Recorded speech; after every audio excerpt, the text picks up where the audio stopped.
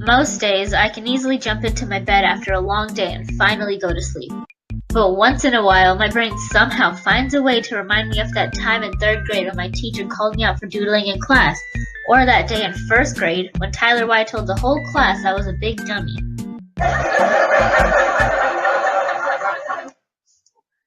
I can't do anything but cringe at these glorious moments of my life because for some reason I can't shake these weird memories off. So that brought me to the question of why these memories are just so important to me. So, through some speculation and research, I feel that though some people may think that memories can be forgotten as time goes by, they actually stay with us and can even impact our future decisions because of how memories can drastically change one's personality. From all this speculation, a question arose: why do we cling to memories? And to that I say, we tend to cling to memories because they can be really significant in changing our ways of interacting or our personality overall, which makes a lot of sense in my case. In the case of Tyler White and a few others I dealt with, this could make sense because of the fact that I became very shy and followed other people instead of being my own person for a long period of time. But of course, I couldn't keep that act up a long time. Fortunately for me, Katie Allender, author of Famous Last Words, agrees. In the book, main character Willa states, "I remembered Mom's panic over my headaches.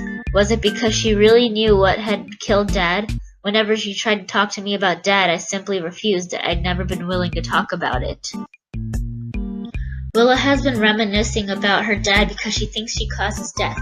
This shows that people cling to their memories because her father's death changed her life and interactions. She used to be very bold and extroverted, but afterwards she became closed off and shy because she didn't want to affect people the way she affected her dad. Such memories of this sort can hold a lot of importance, or even memories as little as mine can hold a lot of importance, which is why people cling to their memories. It serves as a reason to change themselves, change who they are, even if it might not be for the rest of their lives. So we know that memories can affect people for a certain amount of time, but that raises yet another question. Are memories powerful enough to influence someone's life? Well, in cases like mine, I doubt it, but in other more extreme scenarios, memories are so powerful that they can make people feel insecure because of how vividly people can remember certain anecdotes that have stuck with them for a while. Here, Alexandra Wolf does an interview with the National Public Radio where she talks about her stories of getting bullied in school. In the interview, Wolf talks about how she can remember her bullies from middle school when she says the following: "Still in the back of my mind, I keep thinking and thinking about it.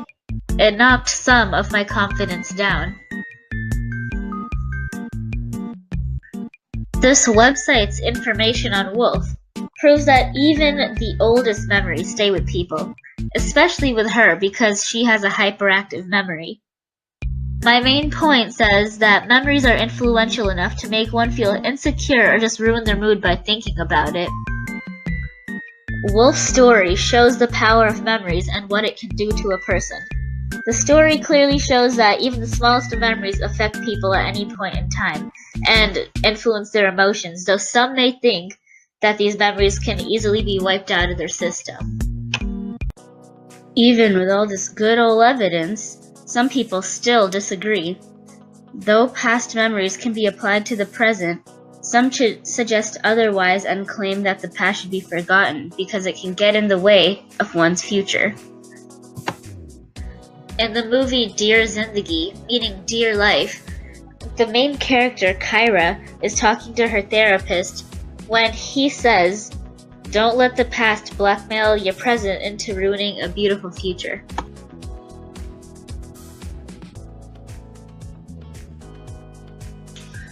The main point of the movie was to introduce a new perspective on life. Kyra spent her whole life remembering her past, so her therapist offers a new take by telling her to focus on the future instead. This is a good lesson because people should not let themselves get in the way of their own lives, and they should pursue life without hesitating. This movie suggests that people should rid the past from their minds and continue to live their lives, ignoring any bad memories. However, it is not that easy. The mistake in this argument is clear. Memories will always be with you no matter how hard you try. A few students happen to agree with my argument. A student named Laya says, "You can't just forget anything that easily. It'll always be in the back of your head." Another student, AJ, agrees with this and says, "The bad memories can be even more memorable than the good ones. Since memories can't just be erased as said in the movie." My argument says, "You learn from your past and it makes you who you are," as said by Shirley. For example, the Tyler Y incident taught me to be less sensitive, and as a result, I don't get trapped in any uncomfortable situations anymore. So, though it can be argued that memories should be forgotten, it is best to use them to one's advantage to help you learn. So, based on that counter-argument, should memories still be important in the present? Well, memories should still be cherished in the present because they can shape who a person is and can be used to grow from past mistakes. As said on the blog from Jerusalem Post, "Every time I think about Dad's suffering and my memories of growing up without him, I feel not only pain but opportunity for growth.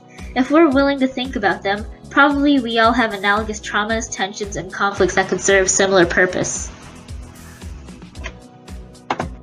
The excerpt explains that he cherishes his old memories, and it implies that he has grown and no longer lets his memories make him suffer. This supports my main point because it states that memories should be cherished as they can be used as tools to learn and grow from the person you were in the past, and they can be helpful in the long run. All in all, memories should be cherished because they can help one grow and develop from their past. So, to bring this cluster of information together, though it can be argued that memories should be wiped out, they actually stay with people their whole lives. Due to this realization, it is learned that this can change anyone's mood or personality. Because of these effects, people should recognize that they can use memories to grow rather than letting it bring them down. So, bringing this back to Tyler Y, he probably could have learned a little something from this too, that is, if he knew I existed. But maybe he's learned to be more sensitive, just as I've learned to be less sensitive. Either way, we both benefit off his rude, snarky commentary. So after careful analysis, we can finally answer the big question of how are memories from the past still important to us in the present, by saying many people agree that memories are hard to erase, and the stories from websites and blogs suggest the same. So people might as well utilize and cherish these anecdotes to become stronger and smarter. So I hope it provided a new insight on bad memories, or just memories in general, and hopefully it got you thinking a little bit too. So thanks for watching, and have you a jolly day. Created using Powtoon.